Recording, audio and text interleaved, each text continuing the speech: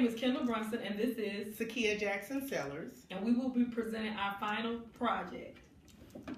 Hello, Dr. Thompson.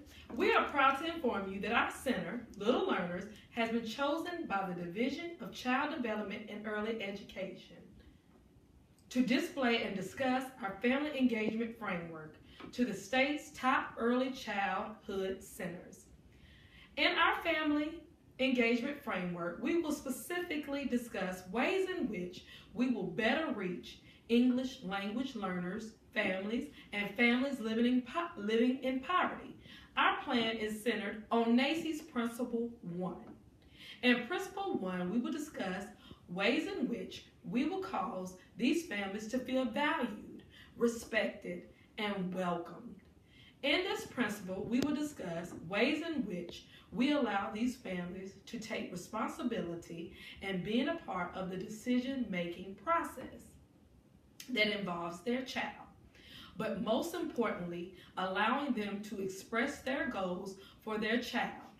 And we as educators working with them and applying these goals. Now, Dr. Thompson, I'm pretty sure that you're probably wondering about what type of approach that we plan to use in our family engagement approach.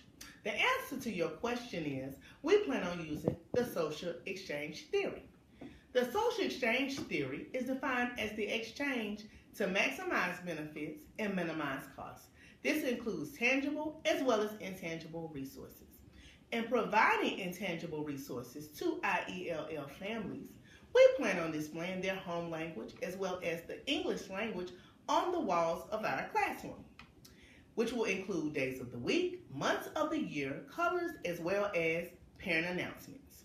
Our lesson plans would also be in various languages familiar to our ELL's students. And welcoming all of our families, we will display pictures on the walls of all socioeconomic classes.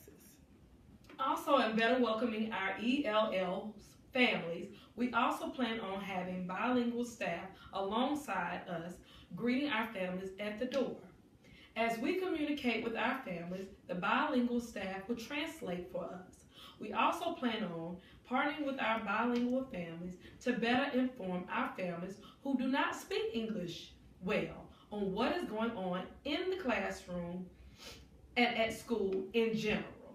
Lastly, we plan on having a table set up in the room with pamphlets and flyers up in English and other languages. These pamphlets and flyers will discuss different local resources that may be beneficial to them. For example, information on upcoming job fairs, family nights, trainings, and welfare assistance available to them. Now, the Office of Head Start stated, building partnerships with families is an ongoing process, and our staff and families are always learning from one another in both formal and informal ways. So as we develop our partnerships with these families, we do realize that communication is key.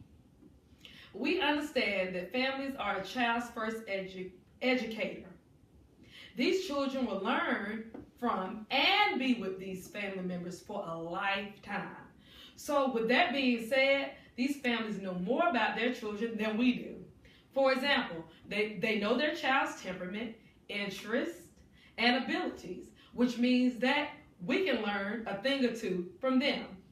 We, on the other hand, know what our program expects for our students to know by their age. So we are just as much as responsible for informing our families, which is why two-way communication is so vital. This two-way communication can take form in many ways. For example, we plan on communicating with our families through hard copies, such as family engagement surveys, child personal profile assessments, newsletters, progress reports, friendly reminders, and announcements. Another way we plan on communicating with our families is through face-to-face communication, through interviews and conferences, and through WebEx and Skype meetings, and on the phone. But most importantly, we plan on asking our families about what type of communication is more convenient and comfortable for them.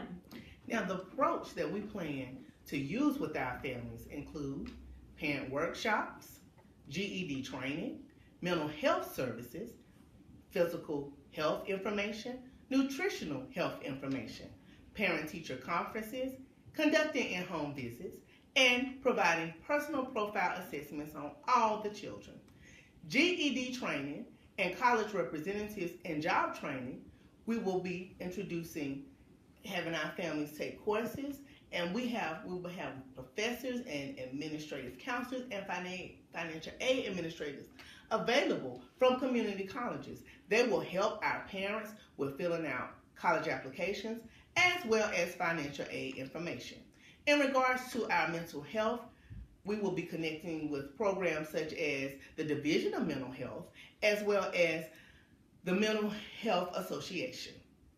The personal profile assessments, we plan on implementing these type of assessments because they are vital. They provide an outlet of opportunities for both educators as well as their families, because together the two parties can effectively communicate well. And better helping our families be less concerned about their next meals and that will come from, we plan on offering children 3 balanced nutritional meals a day. That would include breakfast, lunch, and a healthy snack. Also, we plan on sending home backpacks every Friday that will contain healthy snacks. Lastly, we will incorporate the Color Me Healthy curriculum, which is a nutrition program for children ages 2 through 5. The curriculum uses color, music, and exploration of the senses to teach children the importance of healthy eating and physical activity, and that it is fun. Agnew, Talley, Brooks, and Thornburg stated both families and teachers benefit when partnerships reflect asset-based and family-centered practices. When teachers and families establish positive partnerships based on these practices, both are empowered. Thank you so much.